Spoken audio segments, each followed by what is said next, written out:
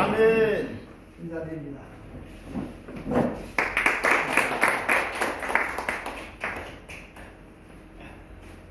목사님께서 고급 기도회 하신다고 설교를 부탁하셔서 저보다 훌륭한 목사님들 많이 계신데 그분들이 하셔도 제가 격려하고 말씀드리니 혹시나 즐게 당하셔서 순종하는 마음이 없었습니다. 오늘 6.25 전쟁 발발 76주년 기해서 고급 기도에 참석하신 여러분들에게 하나님의 은혜와 축복이 함께하시기 바랍니다. 준비를 많이 해와서 보니까 간증이라도 있고요. 5분의 특별 기도가 있더라고요. 그래서 이때는 짧게 하는 것이 잘하는 건데 모든 다 뒤로 하겠습니다.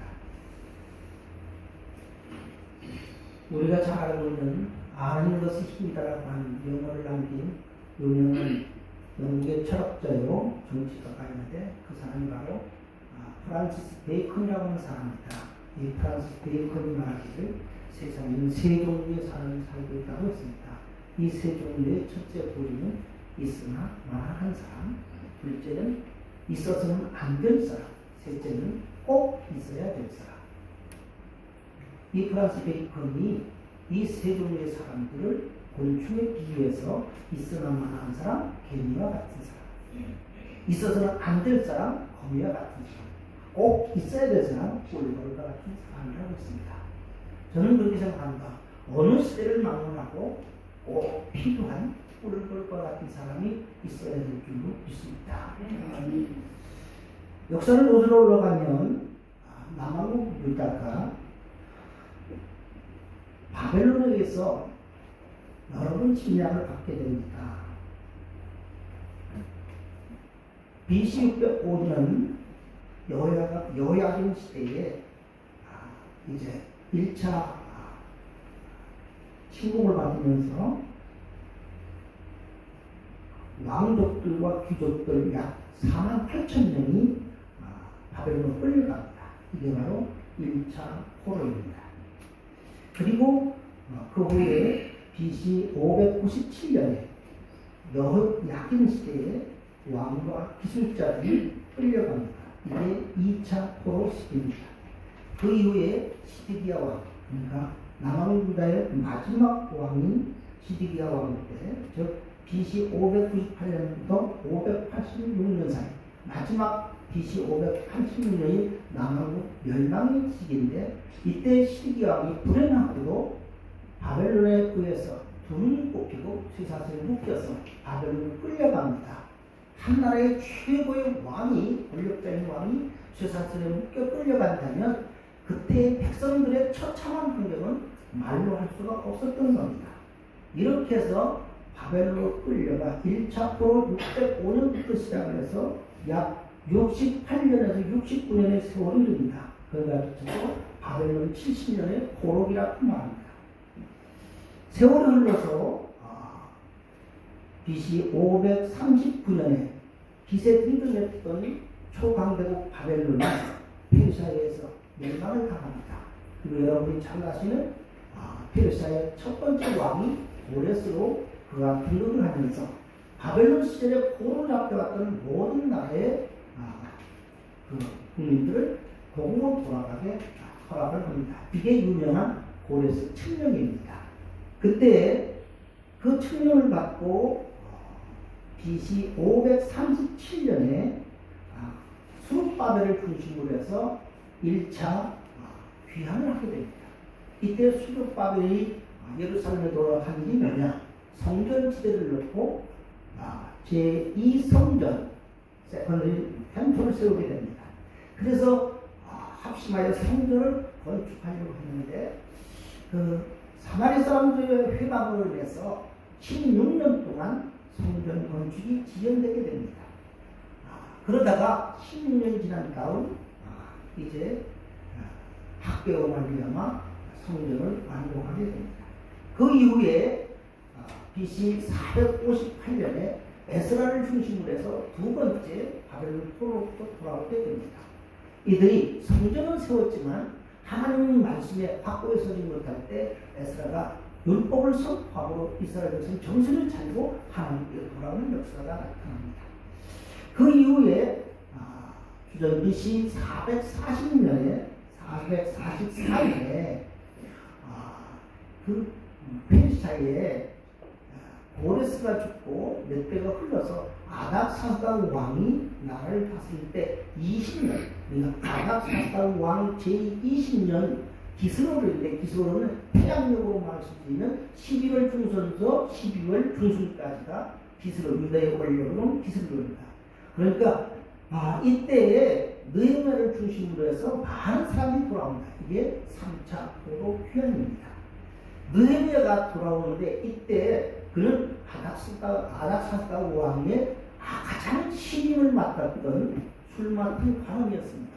옛날 조선시대에 왕들에게 진상, 수라상을 올릴 때 가장 신임 있는 사람이 먼저 상국이 박수를 뜨고 은수저로 북그릇을 휘집니다. 독약을 가서 왕을 살해할까봐. 마찬가지로 왕이 술을 마실 때 그 술 맡은 관원이 먼저 독약이 들어있는가를 살펴보는 것이 술 맡은 관원입니다. 그러니까 한마디로 말씀드리면 이 느헤미야가 얼마나 아닥사스다 왕의 절대적인 신임을 갖고 있는 왕이었는가를 우리가 알게 됩니다. 그런데 그가 아닥사스다 왕 20년 그때에 마침 유다에서 잡혀온 하나니라고 하는 여러 사람의 얘기를 듣다 보니까 이게 유다 나라에 엄청난 환란이 있었고 성벽은 무너지고 성문은 불탔다고 하는 엄청난 비극적인 소문을 듣게 됩니다. 그랬더니 그의 마음속에 너무나 가슴이 아픈 겁니다. 비록 포로로 끌려와서 남의 나라에서 출세해서 왕의 시중을 받고 술 맡은 관원장이 되었다 할지라도 역시 고국은 고국인 겁니다. 제가 중립됨 때문에 고향이 다 소멸되었습니다. 저는 고향이 없어요. 그러니까 그저 꿈속에 고향을 그리면서 그림을 보는데 다 허당이요. 생각해보세요. 이 페르시아에서 높은 벼슬이 있다지라도 고국의 비참한 소식을 들으니 얼마나 가슴 아프겠습니까? 그래서 오늘 본문 말씀을 보면 이 소식을 들은 느헤미야가 식음을 전폐하고 하나님 앞에 엎드려 부르짖고 기도하게 됩니다. 여기 눈물로 수일 동안 기도했다고 하는데 이 수일이 우리는 그냥 2, 3일 기도했다고 생각하면 안 됩니다. 성서학자에 의하면 적어도 한 달 혹은 40일 동안 나라와 민족을 위해 뜨겁게 기도했다는 얘기입니다. 이 기도 내용이 오늘 본문 내용이었습니다. 그는 동족이 범죄함으로 이 엄청난 시련과 엄청난 환난을 겪고 있는 것 때문에 대신 회개하면서 나라가 다시 회복되기로 해서 간절히 기도했습니다. 그러면서 이 느헤미야가 아닥사스다 왕에게 특별 휴가를 요청하게 됩니다. 그랬더니 아닥사스다 왕이 그냥 가면 뭐하니까 특별 계급장을 붙여줬는데 그 계급장이 유다 총독이라고 하는 임명장이었습니다. 그냥 가면 끝발이 안 쓰잖아요. 근데 이해가 가시는지 모르겠네. 그냥 가면 네가 누구야? 옛날 모세도 이스라엘 같은 거는 애보면 네가 누구야? 그럼 뭐라고 합니까? 그러잖아요. 그러니까 느헤미야에게 계급장을 붙여줬는데 그게 유다 총독이라고 하는 임명장이었습니다. 이 임명장을 들고 공으로 주전 444년에 돌아가게 됩니다. 제일 먼저 그 수상국에 있을 때 가슴 아팠던 사연, 허물어진 성벽과 불타버리는 성문을 바라볼 때는 너무나 가슴이 아파서 이스라엘 백성들 동요해서 성벽을 중수하게 됩니다. 그때 한 손은 연장을 한 손은 무기를 들고 회방한 무기를 물리치면서 최단기간 52일 동안에 성벽을 완전히 재건하게 됩니다. 그 유명한 한 손에 무기를 한 손은 연장을 우리 한국적 이야기는 민방입니다. 민방이. 지금 보니까 이 느헤미야는 대단한 통솔력이 있었습니다. 그냥 일괄적으로 이 성을 주루셨더라면 어려웠을 거예요. 근데 이 느헤미야는 지혜가 충만해서 섹터를 정했습니다. 여기서 여기까지 유다 지파, 여기서 여기까지 스불론 지파, 여기서 여기까지 베냐민 지파, 이렇게 섹터는 다 정해요. 구역을 정해요. 그러니까 이들은 죽을 통살도 모르고 50일 만에 성벽을 완전히 재건하고 불타버린 성문도 딱 세우게 되었던 겁니다. 저는 이 역사를 보면서 이런 생각합니다. 어느 시대나 어느 나라나 하나님 필요한 사람이 있구나. 아멘? 그 하나님이 필요한 사람이 누구였던가? 오늘 느헤미야 사건을 보면서 하나님 기도하는 사람을 필요로 하는구나. 기도하는 느헤미야 한 사람 때문에 무너졌던 성벽을 재건하고 불타버린 성문을 준수할 수 있었던 겁니다. 그리고 그는 52일 만에 이렇게 완전하게 자기의 삶을 감당하고 다시 베르시아로 돌아가는 겁니다. 오늘 느헤미야의 기도의 내용을 보면서 지금 우리도 기도할 때가 아닌가 이런 생각을 합니다. 그것도 그냥 기도하는 것이 아니라 느헤미야가 한 달 혹은 40일 동안 금식하며 눈물로 회개하며 기도했듯이 우리도 더욱 기도할 때가 아닌가 이런 생각을 해봅니다. 그러면서 우리가 기도할 것이 무엇인가? 첫째는 나라와 민족으로 기도해야 합니다. 아멘. 영국의 윌슨 처칠이 말하기를 과거를 잊은 나라는 미래가 없다 이런 말을 했습니다. 과거를 잊은 나라는 미래가 없다. 그런데 별로 시간이 안 나요. 그런데 우리 대한민국의 유명한 독립운동가였고 역사학자였던 단재 신치호 선생님이 이런 말씀을 했어요. 역사를 잊은 민족은 미래가 없다 하고 실감이 나요. 역사를 잃은 민족은 미래가 없는 거예요. 그것이 잘나던 역사이든지 불행한 역사이든지 간에 역사 속에서 교훈을 얻고 역사 속에서 미래를 바라보아야 되는 겁니다. 어쩌면 유교는 처참한 전쟁 가운데 남한에 62만 1천 명의 사상자가 났고요. 북한에 64만 명의 사상자를 비극적인 동족상전의 전쟁이었습니다. 이건 기억하기도 우리가 가슴에 담기도 너무나 비극적인 사건입니다. 그럼에도 불구하고 이 불행한 역사라도 기억하고 잊지 말아야 다시는 이런 불행한 전체를 받지 않을 수가 있는 겁니다. 아멘. 그런 의미에서 우리는 나라와 민족을 위해서 더욱 뜨겁게 기도해야 합니다. 제가 오래 살지는 못했습니다. 올해 76세입니다. 76년을 살면서 제가 17살 고등학교 1학년 때 예수를 믿어서 지금까지 59년을 예수 믿었습니다. 내가 잘한 건 없어요. 뭐 교회를 크게 산 것도 없고 무슨 큰 거 한 것도 없어요.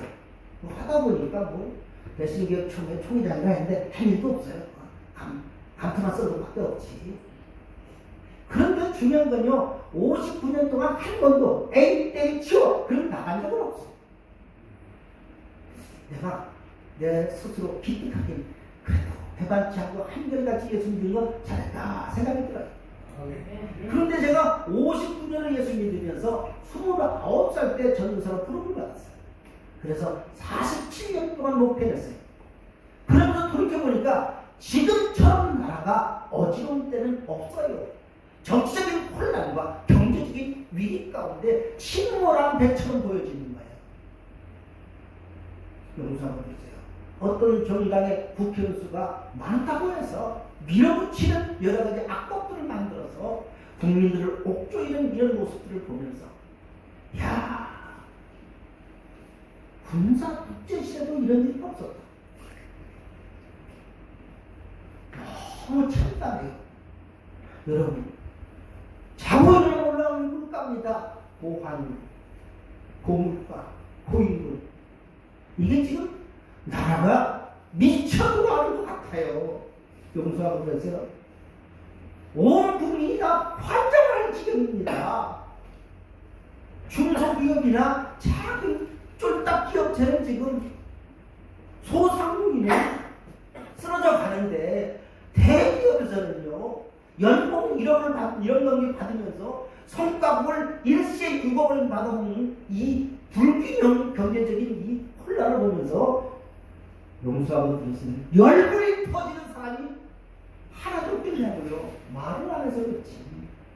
이 어지러운 나라에 우리가 예수쟁이로서 말로만 그리스도인 게 아니라 나라와 민족의 이 허락한 사실 앞에서 울며 기도하지 않는다면 그런 목사 계급장 내려놔야 돼요.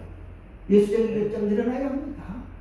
여러분, 나라와 민족을 위해 뜨겁게 기도할 수 있기를 바랍니다. 아멘. 오죽하면 사무엘 선지자가 나라를 위하여 기도하지는 죄가 된다고 했겠어요. 잠깐 유교니까 역사적 팩트를 잠깐 말씀드리겠습니다. 일본이 제2차전쟁 말기에 정말 얼마나 많은 30년 동안 압제하고 수탈했는지 모릅니다. 그 전쟁이 끝나갈 무렵 1949년 8월 15일 저 남태평양 섬들 가운데 우리는 남양군도라고 얘기 불렀어요. 그러신 분은 그렇게 불렀을 거예요. 그게 바로 사이판, 괌, 트리니티, 티지니아 이런 섬들을 그 남양군도의 섬들이 모였던 남양군도라는 걸 뜬 거예요. 그 섬 가운데 티지니아라는 섬이 있습니다. 이 티지니아라는 섬은 일본이 이 남태평양을 점령하고 난 다음 저 미국을 공략하기 위해서 비행장을 닦았습니다. 그 비행장을 닦을 때, 티지니아 비행장을 닦을 때 이 조선에 15만 명의 청년들이 가서 꽃게기와 삽자를 하나 가지고 비행장을 닦다가 굶주림과 과부와 질병으로 쓰러져 죽어간 사람이 15만 명입니다. 제가 티지니아 섬에 갔더니 소름이 끼치는 가슴이 확 벅차가지고 이름 없이 죽어간 영혼들이 그 천년 영혼 너무나 많습니다. 그때 1940년 8월 15일 이른 새벽에 미국이 이 티지니아를 다시 빼앗아서 거기서 일본을 공략하기 위해서 B-29의 원자폭탄을 실었습니다. 그 원자폭탄이 이제 일본을 향해서 날아가는데 목표 지점은 동명이었습니다. 공격 목표 지점은 동명이었는데 그 전투기 조종사가 일본 항공을 들어가니까 그날따라 안개가 막 끼어가지고 지금 GPS가 잘 돼 있지만 그때는 GPS가 거치대 됐겠어요? 지금 GPS 오차가요 보통 50cm밖에 안 차이 됩니다. GPS가. 그래서 이 너무 안개가 끼어가지고 동경을 목표했는데 벌떡 풍기 히로시마예요. 그 히로시마에 원자폭탄이 떨어지면서 일반 천황이 무조건 항복을 선언하게 됩니다. 그래서 우리도 36년의 압제와 엄청난 수달 가운데서 갑자기 해방을 맞게 된 겁니다. 저는 지금도 이런 생각이 들어요. 우리가 그때 수많은 독립운동을 했는데 투옥을 당하고 해외로 망명을 가면서 독립운동을 했는데 우리가 자력으로 독립을 쟁취해서 좋았을 터인데 이분들은 별로 느낌이 없나 봐. 너무 엄청난 팬들에서 감동이 없나요? 자력으로 독립을 했어야 되는데 일본에 떨어진 원자폭탄 때문에 일본 천황이 무조건 항복을 해서 거저먹게 되는 겁니다. 그러다 보니까 일본 천황의 무조건 항복과 더불어 일본군 무장 해제라는 연유 때문에 38선을 기준으로 해서 남쪽에는 미국, 북쪽에는 소련군이 주둔하게 된 겁니다. 그래서 미군이 남쪽에 주둔을 하면서 우리나라를 몇 개 다스리게 되는데 그때 해방과 더불어 나라를 다스릴 만한 인재도 없고 물자도 없고 재정이 시원찮잖아요. 그래서 미군이 나라를 다스릴 때가 약 3년입니다. 45년 8월부터 48년 8월까지. 그러니까 약 3년 동안 그 시기를 미군정 시기라고 봅니다. 미 군적이 그때 유명한 사건이 뭡니까? 식탁풍지 반대 참전 끊임없이 대모가 일어났을 때였습니다. 그러나 여하튼 우리는 나라를 세우고 지킬 만한 능력이 없으니까 미 군이 정치를 했어요. 우리나라를 다스려줬던 거예요. 그래서 38설 기준으로 북쪽에는 소련을 주도하고 남쪽에는 이제 미국을 주도를 했습니다. 그때 이제 여러분 잘 아시는 상해 임시정부 수반이었던 김무순 정도 들어오고 하와이에서 하와이에서 독립운동하던 이승만도 들어오게 됩니다. 그래서 이들이 남북한 통일된 정부를 수립하려고 서로 협상을 합니다. 그때 여러분 잘 아시는 대로 이제 김구라든지 여운형이 북쪽의 김일성을 만나게 됩니다. 근데 김일성은 이미 남한과 더불어 적화 통일해서 하나의 권력을 찾고자 하는 욕망이 있었기 때문에 남북한 통합 정부를 세우는 것을 원치 않았어요. 그래서 그 김구 선생이 북쪽에 와서 아무리 좋은 얘기를 해도 이게 요즘 말로 조정이 잘 안 됐어요. 그래서 할 수 없이 1948년 5월 10일 남한간 단독 총선을 실시하게 됩니다. 이 총선으로 말미암아 198명의 국회의원이 당선이 되어서 1948년 7월 17일 재헌국회가 열립니다. 그때 여러분 잘 아시는 이은영 목사님이 기도로 국회가 시작된 거예요. 그리고 이승만 등이 초대 대통령으로 이승만 정권이 형성된 겁니다. 그래서 이제 미 군정에서 대한민국 민정으로 이양이 되었습니다. 그런데 아직 혼란은 질서는 잡히지 않았습니다. 끊임없는 그때 당시에 이제 북한의 공산 이념을 갖고 있는 김일성과 민주주의 이념을 가지고 시작한 이승만과는 계속적으로 대립이 되었고 남쪽에서는 북쪽의 세력을 생각하고 같은 사상을 가졌던 박헌영의 주도하에 남북당이 또 팔을 치고 있는 시대였습니다. 그러다 보니까 끊임없이 정치가 혼란의 와중에 빠졌던 겁니다. 그래서 이승만 정권은요 제대로 나라를 다스릴 만큼 되지 않았습니다. 또 이유는 뭔가니 이승만 대통령은 남북한 통일을 했던 거야. 그래서 여하튼 사파질이 있지만 이 이승만 마음속에 생각 속에는 북진 통일을 이루는 소원이었습니다. 그래서 그때 유명한 그 전투 전의지를 넘고로 앞으로 이 노래가 있잖아요. 그죠? 근데 이 이승만 대통령이 그 북진 통일을 해서 통일 정부를 올려고 하니까 그때 미국의 트루먼 대통령이 그걸 허락지 않았어요. 그래서 이게 이승만에게 무기를 주면 북쪽을 향해서 싸움을 할 거다. 그래서 트루먼 대통령이 무기를 제대로 주지 않았던 거예요. 그래서 우리는 무기도 없죠, 군사도 없죠. 그래서 남한은 그 당시에 경찰 병력을 포함해서 10만 병력밖에 없었어요. 이에 비해서 북한은요, 빨리 끄드리잖아요. 큰일 났네. 한참 해야 되는데. 북한은요, 군병력 18만에다 경찰 병력 2만, 그래서 20만 명의 병력이 있었던 거예요. 그리고 우리는 절반밖에 안 돼요. 게임이 안 되는 겁니다. 20만과 10만은요, 게임이 안 되잖아요. 그런데요, 1949년 3월부터 김일성은 그 당시에 중국이 장개성을 몰아내고 모택동이 그 유명한 인민공화국을 세웠다는 거예요. 중국을 세웠어요. 그리고 북한의 소련의 스탈린이 북한과 더불어 삼국 동맹을 맺습니다. 삼국 동맹을 맺으면서 이렇게 말해요. 북한을 치게 되면 우리가 도와주겠다. 이 삼국 동맹이 형성이 됩니다. 그러니까 1949년 3월부터 김일성은 저 소련으로부터 무기를 밀반입을 시행합니다. 그래서 병력이 우리보다 9배나 많지요. 무기를 막 가만히 몰래 들여오지요. 그렇게 완벽하게 준비를 합니다. 그러면서 우리 남한에다가 뭐라고 하는가? 우리 싸우지 말자. 서로 치지 말자. 그 위장 협약을 맺어요. 이 김일성이가요 아주 간병 술책을 썼어요. 남한의 이승만과 더불어서 위장 평화 협약을 맺어요. 그러니까 아이고 전쟁도 말고 싸우지 말자. 그러다 보니까 1950년 6월 23일 전쟁이 일어나기 이틀 전에 휴전선국은 38선에 있던 모든 비상경계력을 해제를 합니다. 이거 역사의 팩트입니다.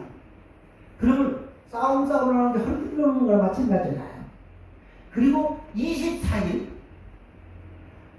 우리나라에 최초로 장교를 위한 군악부, 요즘으로 말하면 장교들의 연회장을 건축을 했어요. 그 장교 군악부, 장교들에게 연회를 베풀 수 있는 그 장소를 마련해서 거기 최초 연회를 마련한 게 1950년 6월 24일 저녁이었어요. 그래서 최전방에 있던 사단장을 비롯한 지휘관들이 전부 이 처음 장교들을 위한 연회장에 참석하라고 지휘관들이 다 차비를 비웠습니다. 23일에 비상경계령이 해제됐습니다. 전쟁은 없을 것이라고 생각했습니다. 그래서 심지어 병사들도 다 토요일날 외출, 외박 다 나갔습니다. 무방비 상태. 이때 1950년 새벽 6월 25일 새벽 4시 김일성이 소련제 탱크 242문 박격포 곡사포 91문 박격포 직사로 나가는 거 383문 어마어마한 무기를 들고 탱크를 앞서는 막미로 붙입니다. 단 5시간 만에 개성을 점령합니다. 그리고 파죽지세로 밀고 와서 3일 만에 서울을 점령합니다. 이게 유교입니다. 오늘날 금배지를 담은 사람이 주적이 누구냐고 물었을 때 북한이라고 대답 못하는 이 어려운 현실을 보면서 가슴을 치는 거예요.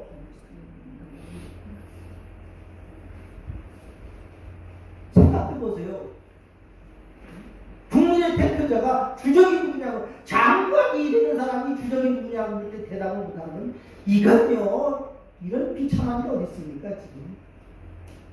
그것도 이제 세월이 76년이 흘렀다고, 야, 유교가 남친이냐, 북친이냐, 그걸 따지고 있으니, 역사가 증명하는데, 만일 우리가 북치가 했다면, 왜 사단장들과 지휘관들이 전부 장교 군악부 그 연회석에 6월 24일 저녁에 단독 참석했겠냐 말이에요. 내일 싸움이 일어날 텐데 내일 전쟁 치는 사람이 그렇게 하겠어요? 내일 싸운 사람이 비상적으로 해제해야 되냐고요.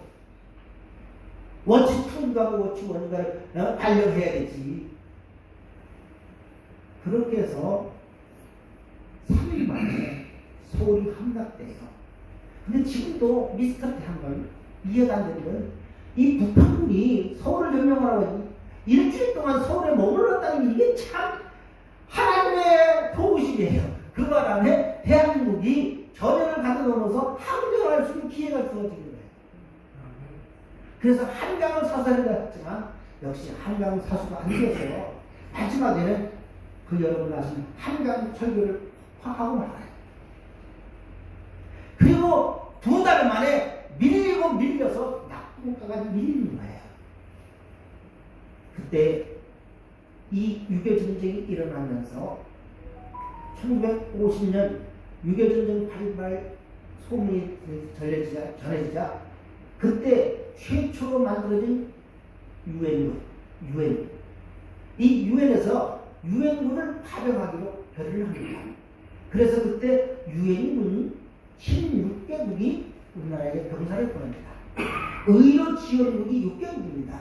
그래서 우리나라를 도왔던 이 유교 참전국들은 모두 22개 나갑니다. 자꾸 우리는 병사만 보는 16개국만 생각하지만 아닙니다. 의료 지원한 스웨덴을 비롯한 6개 나라가 있어서 22개국이 맞는 거예요. 그리고요, 오늘 우리가 이렇게 번영을 누린 것을요, 냉정히 보시면 그 당시 6.25 당시에 외원단체 111개 단체가 우리나라에 그저 떨어진 꽃도 보내고요, 밀가루 보내고, 옥수수가루 보내고, 우유가루. 여신 목사님, 그때 강냉이 잡수셨죠? 저도 줄 서가지고 초등학교 1학년 때 그저 가마솥에 학교에서 옥수수 끓여놓은 그저 바가지 들고 서가지고 그거 한 그릇 타면 그릇이 없잖아요. 야, 우유가루 타느라고 줄 섰다가 우유가루 하나 주면 그 가루가 물에 대갖고 엄마가 솥에다 쪄주면 그 딱딱하게 그게 과자라고 딱딱하게 들어. 야, 그때 그 시절 아시나요? 그렇게 어려웠던 시절이에요. 그 유엔군 파병이 되었어요. 그래서 미 8군 초대 사령관이 월튼 워커 중장이었습니다. 아마 여러분 저 광진구 아치산사에 가는 워커 힐이라는 호텔이 있습니다. 맨 첫번 쉐라탄 호텔이 있는데 나중에 워커 장군을 기념하기 위해서 워커힐 호텔이라고 이름을 바꾼 거예요. 그 워커 장군이 낙동강에서 항전을 하게 됩니다. 그때 한국에는 제1사단 사단장 백선익 장군이 있었습니다. 이 낙동강이 140km입니다. 이 140km의 낙동강 유역을, 낙동강 전투에 온 힘을 기울여서 사수하는 거였습니다.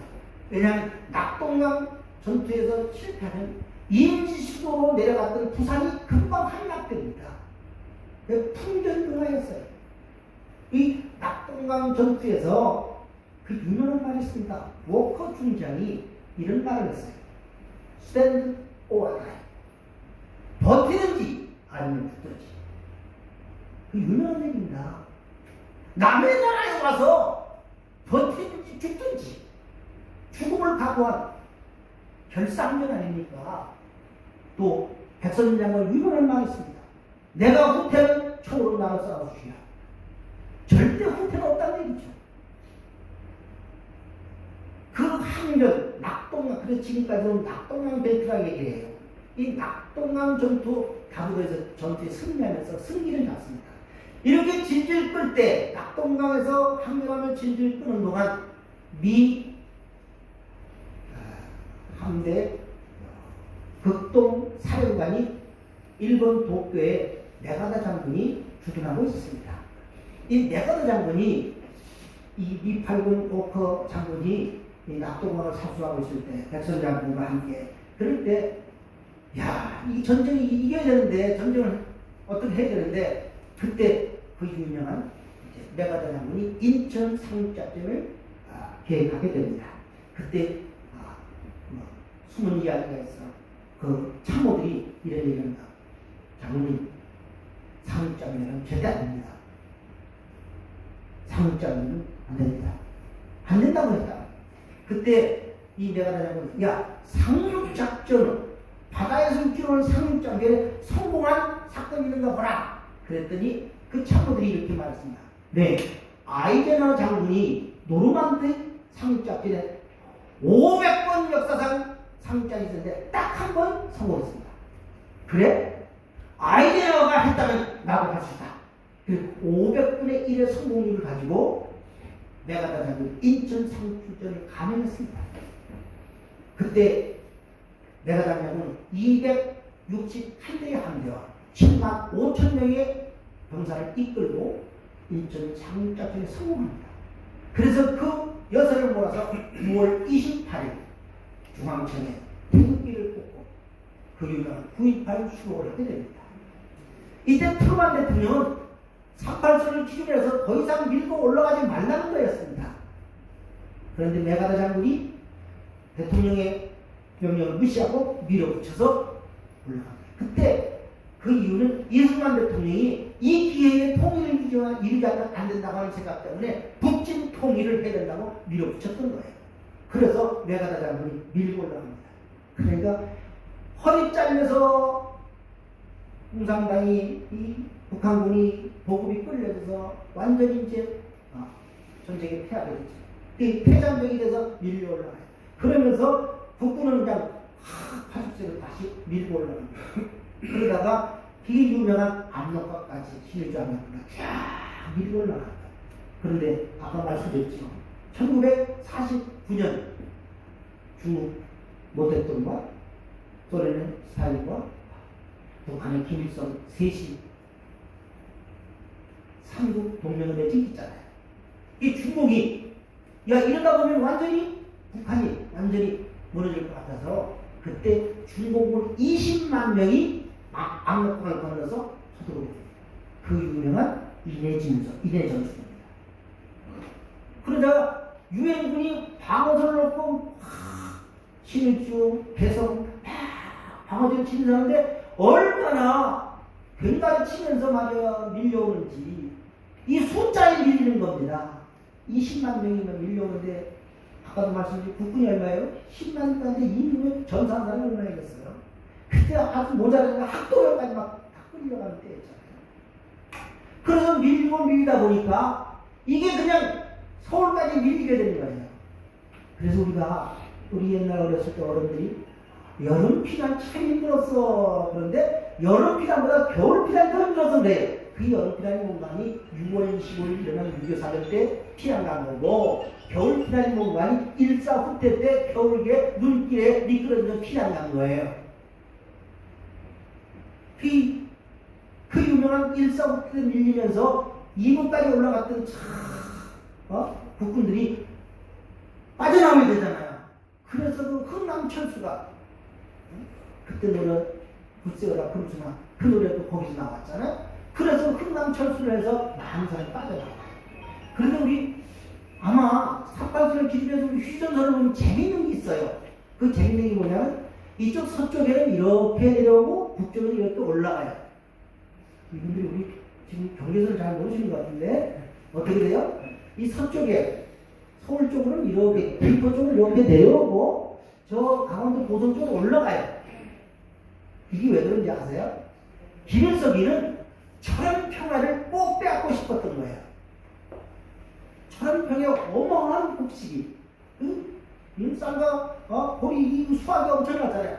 그 철원평화를 뺏고 싶어서 김일성은 이 서쪽을 공략을 하는 거예요. 그래서 그 유명한 철의 삼각지 백마고치에서요 10번의 아군과 적군이 바뀌잖아요. 무수한 사람이 죽어가는 거예요. 낮에는 북군, 밤에는 북한. 그 엄청난 희생을 치렀어요. 근데 우리는요, 흥남을 뺏고자 하는 마음 때문에 고성부 쪽으로 올라가는 거예요. 왜냐면요, 북쪽에 항구가, 중요한 상구가 있는 흥남 항구와 청진 항이 있어요. 그러니까 북한의 청진 항구와 흥남 항을 막으면요, 북한은 꼼짝 못하는 거예요. 그래서 남한과 유엔군은 흥남 항구를 점령하기 위해서 북쪽으로 올라가다가 결국은 고성 쪽에서 머무르고 말았고 이 서쪽에는 김일성이가 철원병을 뺏으려 애를 썼지만 그 철원 지역에서 병에서 치고 말아요. 여하튼 이렇게 치고받고 하다가 결국은요 어떻게 됩니까? 이제 전쟁에 많은 피로감이 와요. 우크라이나하고 러시아가 일주일만 끝나리라 생각했더니 전쟁이 4년이 흘렀어요. 근데 전세가 바뀌어서 우크라이나가 들어오다가 러시아 본토를 지금까지 크림반도에 다리를 다 끊어가지고 보급로를 차단해버렸어요. 그러니까 러시아가 빼도 막도 못해요. 세계적인 군사 강대는 체면은 완전히 무너지고요. 전비는 없어지고 50만 명의 전사자가 나서 싸울 군사를 오고요. 지금 엄청나지. 지금 러시아가 너무 코로나에 물리는데 우리나라가요 전쟁에 아까도 말씀드린 것처럼 남한이 62만 1천명, 북한 64만 명의 사상자를 내다 보니까 서로 전쟁의 피로감이 흘러지는 거예요. 그래서 이제 그만 싸우자, 휴전하자. 그 휴전의 얘기가 나오기 시작합니다. 근데 이 휴전이 나오게 된 이유가 있습니다. 트루만 대통령이 물러가고 그 다음 아이젠허가 대통령이 당선됩니다. 근데 미국의 아이젠허 대통령 모르는 그 대통령 선거에 가서 공약을 내세운 게 뭐냐면 이거예요. 내가 한국 전쟁을 속이 끝내겠다. 그걸 대통령 선거에 공약으로 내었던 거예요. 그래서 아이젠허는 어쨌든 빨리 종전을 해야 돼요. 휴전을 해야 돼요. 그래서 그 아이즈너가 동료에서 휴전을 딱 얘기했는데, 근데 휴전 조건이 서로 뜻이 맞아야 되는 거잖아요. 합의가 되죠. 지금 러시아는 빨리 전쟁을 끝내고 싶어요. 우크라이나 마찬가지입니다. 근데 서로 우크라이나는 크림반도를 다 달라는 거 아닙니까? 근데 예전에 크림반도를 뺏어가지고 러시아는 거기다가 러시아 국민들을 이주를 시켜가지고 아주 왕창 자기 거대한 도시를 만들어놨는데 그걸 다 우크라이나 내주면 어떻게 되겠어요? 그래서 지금 러시아가 이럴수록 저럴수록 못하는 나라입니다. 우리는 지금 전쟁이 밀리고 가운데 387을 중심으로 더 이상 밀고 밀린 땡기는 싸움이 일어난 거예요. 그때 아이즈너가 휴전을 얘기해요. 근데 휴전이 서로 합의가 안 되니까 질질 끌게 돼요. 그 사이에 더 많은 희생이 났어요. 그런 가운데 여러분 아신 대로 우리 한국전쟁이 3년 동안에 나가게 된 것이 1953년 7월 27일 휴전협정을 맺습니다. 유엔군이 판문점에서 휴전하게 됩니다. 지금 우리 대한민국은 전쟁이 끝난 게 아닙니다. 전쟁이 끝났으면 종전해야 합니다. 지금은 그때 휴전된 상태에서 76년의 세월이 흘러온 겁니다. 아직 전쟁이 끝난 거 아닙니다. 그런데요, 우리가 너무나 76년 동안 어려웠지만 지금 국가의 번영과 살기운 나라를 만들어놨습니다. 그러니까 우리 국민들 가운데서 이런 휴전에 대한, 전쟁에 대한 이런 생각들이 너무 흐지부지 해버렸어요. 너무 느슨해버린 거예요. 근데 생각해보십시오. 지금도 북한은 끊임없이 남친 야욕을 가지고 핵을 개발했습니다. 그리고 오늘도 ICM 미사일을 발사합니다. 3,500km 사정거리, 북한에서 쏘면 미국 본토에 떨어지는 ICM 미사일을 개발했습니다. 그 미사일은 우리는 코앞인 제주도, 서울, 부산 팍팍 떨어지는 겁니다. 어쩌면 우리 머리에는 불을 이고 사는 겁니다. 이 위기감이 얼마나 급박한지를 모르고 너무 먹고 마시고 편안하니까 이 지금 각박한 위험한 현실을 잃어버리고 있는 겁니다. 그러므로 우리는 이 엄청난 현실 앞에서 먼저 우리가 깨어서 나라와 민족을 위해 기도해야 될 줄로 믿습니다. 아멘. 또 하나 시간이 같지는 꼭 이 말씀을 드려야 합니다. 우리는 교회를 위해서 기도해야 합니다. 제가 방금 말씀드렸죠. 제가 29살 때 전쟁을 가서 오늘까지 47년 동안 목회했습니다. 군사정권 때도 교회를 그렇게 쥐락펴락하지 않았습니다. 심지어 제가 1979년부터 81년 사이 서울에 봄이 올 그때 서울 한복판 신당동 광일교에서 전사를 했었습니다. 체육판이 터지고 말이요. 맨날 코를 막고 그랬습니다. 대학교마다 그냥 돌을 던지고 파이프를 휘두르고 그때였습니다.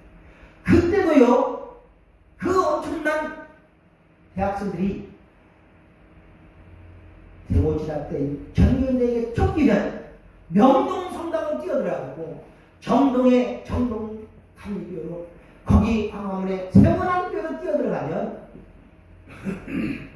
공권력이 교회를 뜯어들어가서 숨겨진 대학생들을 잡아내지는 않았습니다. 군사독재도 교회를 이렇게 하지는 않았던 겁니다. 그런데 정신 차리십시오. 금년 2026년 1월 9일 무소속의 최혁진 의원이 더불당 8명 그리고 조국혁신당 또 정의당 이런 정당의 국회의원들을 가서 최혁진 의원 외 10명, 11명이 민법 일부 개정 법률안 약칭 민법 개정안을 발의했습니다. 뭐 바꿀 수 있겠지. 이렇게 안일하게 생각하시면 안 됩니다. 이 민법 일부 개정 법률안, 민법 개정안 가운데 우리가 정신 차려야 될 게 뭐냐면 종교법인 해산법입니다. 그 속에 끼워놓은 게 뭐냐? 종교법인 해산법이에요. 이 법인 해산법은 종교법인을 설립하거나 해산하는 것을 주관부처, 종교에 대한 문화공보부 아니면 행안부입니다. 행정안전부와 그리고 문화공보부가 주관은 문화공보부입니다. 이 부서가 종교법인을 설립하거나 또는 취소할 수도 있다는 겁니다. 그런데 여러분, 대한민국의 헌법은 모든 것이 영장원칙주의입니다. 범죄 사건이라 범죄 의혹이 생기면 법원으로부터 영장을 받아서 수색을 해야 되는 겁니다. 그런데 이 종교법인 해산법 속에는 주관부처 공무원이 종교법인 교회나 성당이나 절간에 임으로 들어가서 수색해도 되고 범인을 잡아내도 되는 거예요. 이런 것들은 별 떨리는 것이 없는 것 같아요. 실감이 안 나요? 그러면 하루아침에 교회를 문 닫을 수 있습니다. 중공의 교회 탄압보다 더 심하다고 볼 수가 있어요. 그리고 놀라운 것은요, 이 종교법인이 취소되면 종교법인이 가지고 있는 모든 재산은 국고에 여러분이 피와 땀과 눈물로 산 교회의 모든 재산이 하루아침에 교회가 취소되면 그 모든 재산은 국가가 가져가겠다는 거예요. 내가 50년을 예수 믿는 동안 이런 적은 없다는 거예요. 47년 목회하면서 교회에 대한 이런 적은 없다는 거예요. 여러분, 나라와 민족을 기도할 뿐 아니라 교회를 위해서 기도를 합니다. 여러분의 교회를 빼앗긴다고요. 나는 선동하는 게 아니에요. 팩트예요. 사실입니다. 내가 하나라도 거짓 있으면 무고죄로 고발해도 됩니다. 그런데 이 최혁진 의원이 대표 발의한 이 법안이 법사위를 통과한다면, 만일 법사위를 통과한다면 본회로 갈 것입니다. 본회로 간다면 180명의 여당 국회의원들이 가표를 넣는데 하루아침에 통과합니다. 지금 이 시대는요, 여자를 남자로 만들 수도 있고 남자를 여자로 만들 수 있는 시대입니다. 원래 우리는 양성입니다. 남성과 여성만 존재입니다. 근데 지금 뭡니까? 차별금지법에 의해서 성이 여러 가지가 나옵니다. 여성이 성전환, 수련, 트랜스젠더, 모델로 되잖아요. 이게 거의 엉망진창이 되는 겁니다. 이걸 교회가 바르게 지키지 않으면 안 되는 거예요. 나라가 어지럽고 교회가 위태합니다. 오늘 이 부목기도에 참석하신 저와 여러분, 시대를, 현실을 직시하시기 바랍니다. 네. 정신 차려야 합니다. 우리가 편안하다, 안전하다 일때 갑자기 어느 날 교회 문을 닫아갈 수도 있습니다.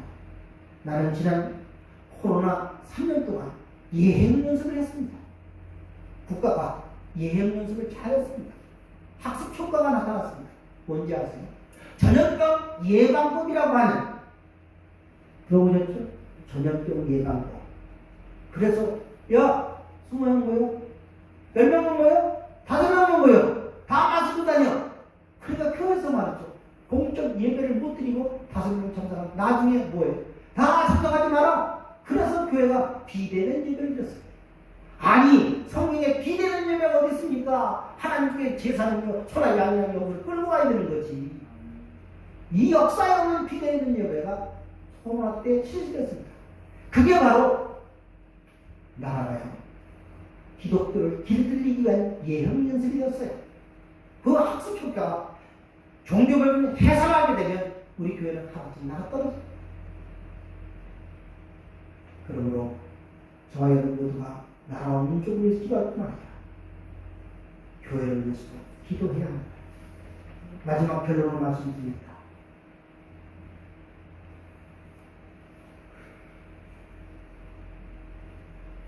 교회가 전도가 안 된다고 합니다. 통계해 보니까 한국 장로교의 양대 교단이 있습니다. 합동이 1922년 24만 명이었습니다. 그 24만 명이 23년도에 230만 명, 1년 동안 10만 명이 줄었어요. 근데 24년도, 1년 뒤에 224만 명, 1년 동안 6만 명이 줄었어요. 그런데 통합이 22년도에 230만 명에서 2023년도에 220만 명으로 10만 명이 줄었습니다. 그런데 2024년도에 219만 명으로 약 1만 명이 줄었습니다. 이 교회가 코로나 때 이렇게 엄청나게 신도수가 줄었어요. 근데 우스꽝스러운 건 목사의 수는 늘었어요. 짓지 못한 게, 전도하지 못한 목사가 너무 많았다는 거예요. 많이 생겨났다. 그러니까 우리 목사들이 정신을 차려서 어깨에 주어진 사명을 잃어버리지 말고 뜨겁게 기도를 합니다. 기도는 아무리 강조해도 부족할 뿐입니다. 기도는 아무리 해도 완성되었다고 볼 수 없어요. 숨을 쉴 때까지 쉬어야 되는 것 같이 우리가 사명자라는 나라와 민족을 위해서, 교회를 위해서 죽는 순간까지 기도를 쉬지 않기를 주님의 이름으로 축원합니다. 기도하겠습니다. 사랑의 하나님 감사합니다. 오늘 우리가 불행한 역사 속에서 다시 한번 무릎을 연하여 부르짖고